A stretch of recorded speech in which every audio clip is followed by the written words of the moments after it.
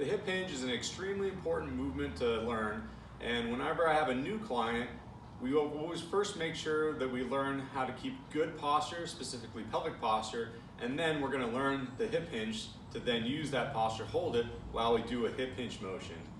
So when we first learn posture, we talk about pelvic tilt and maintaining a good neutral spine. A lot of us tend to be too anterior tilt, okay? So we want to make sure that we are neutral here. So we keep a neutral spine. We use our abs then to lock things down, which I've explained in a few other videos.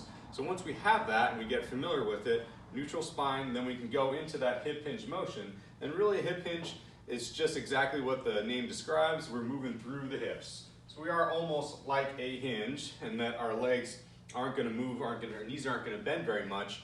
Our upper body, torso, keeps a neutral position, so almost all the movement goes through the hips here. A lot of times you just go hands on the hips, bend at the hips here, and we want to make sure that we keep that neutral spine, keep our abs strong, and then we also want to push our weight back. Okay, so we're thinking of really pushing our hips backwards here.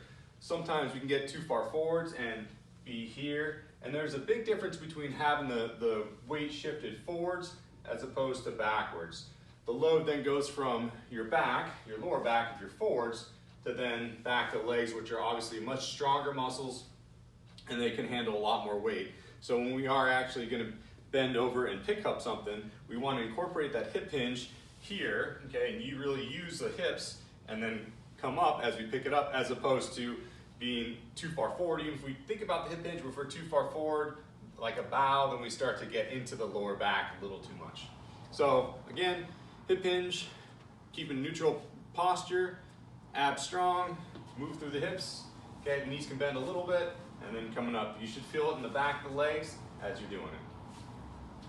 Pretty simple, and make sure you learn it to get it down for all your other exercises.